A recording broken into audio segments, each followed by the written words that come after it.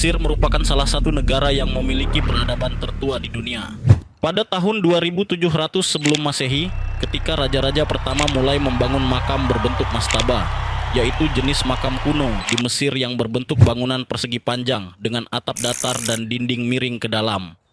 Struktur mastaba ini biasanya dibangun dari batu bata lumpur atau batu kapur dan digunakan sebagai tempat pemakaman bagi para bangsawan dan pejabat tinggi. Pada masa pemerintahan kerajaan pertama, Fir'aun Djoser dari dinasti ketiga, seorang arsitek kerajaan yang juga dikenal sebagai tabib, penasihat ahli kerajaan, dokter, serta ahli pengobatan, yang bernama Imhotep merancang piramida bertingkat di Saqqara, yang dianggap sebagai piramida pertama. Struktur piramida ini terdiri dari 6 mastaba yang bertumpuk dan menjadi prototipe teknologi bagi piramida yang lebih maju di kemudian hari.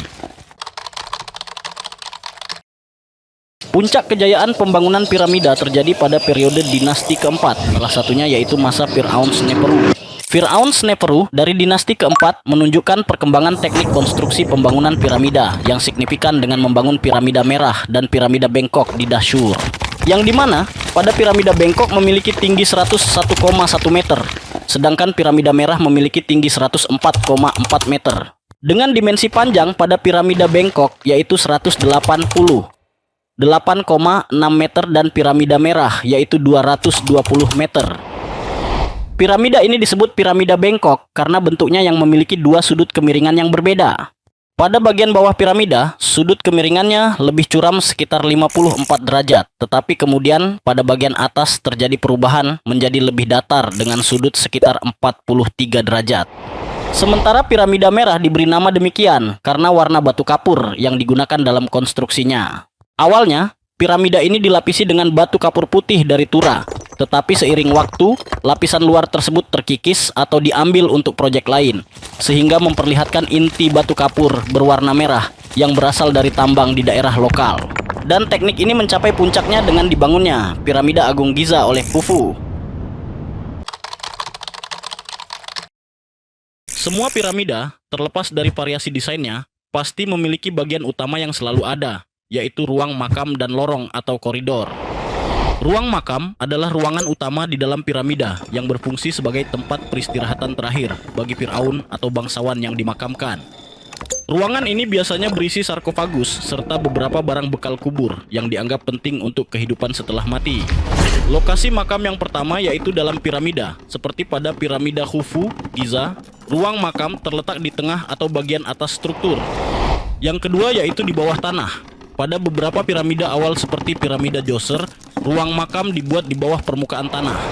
Dan yang ketiga yaitu di dalam batuan dasar. Beberapa piramida dari kerajaan pertengahan dan akhir memiliki ruang makam yang dipahat langsung ke dalam batu dasar di bawah piramida.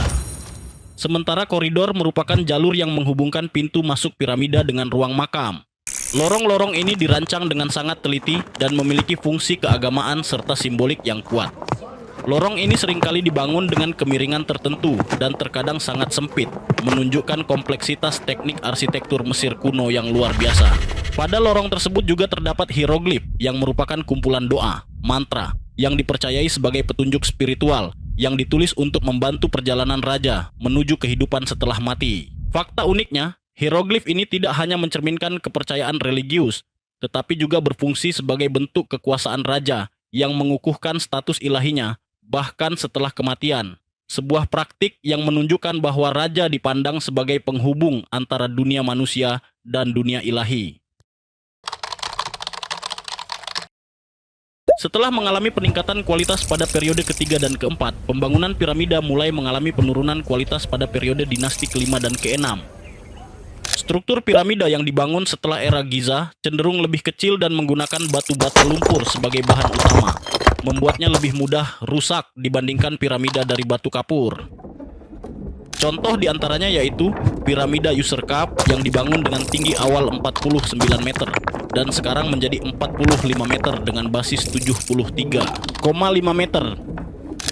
Sementara piramida Sahure memiliki tinggi awal 47 meter dan sekarang menjadi 36 meter dengan basis 78,75 meter. Dan lalu ada piramida Nefertari Kakai yang memiliki tinggi awal 72,8 meter dan sekarang menjadi 50 meter dengan basis 105 meter. Selain itu, fokus keagamaan mulai bergeser dari pemujaan terhadap Firaun menuju penyembahan dewa-dewa seperti Osiris. Hal ini terlihat dalam piramida Unas yang dihiasi dengan teks piramida, salah satu contoh awal tulisan keagamaan Mesir. Pada periode Kerajaan Tengah, sekitar 2050 sampai 1650 sebelum Masehi, pembangunan piramida masih berlangsung, tetapi dengan kualitas lebih rendah dibandingkan periode sebelumnya. Firaun seperti Senusret II dan Amenemhat III membangun piramida di El Lahun dan Hawara, namun struktur ini tidak sekuat piramida dari era sebelumnya. Pada periode berikutnya, terutama selama Kerajaan Baru, Firaun lebih memilih membangun makam tersembunyi di lembah para raja daripada piramida besar. Ini menandai akhir dari era pembangunan piramida besar di Mesir kuno.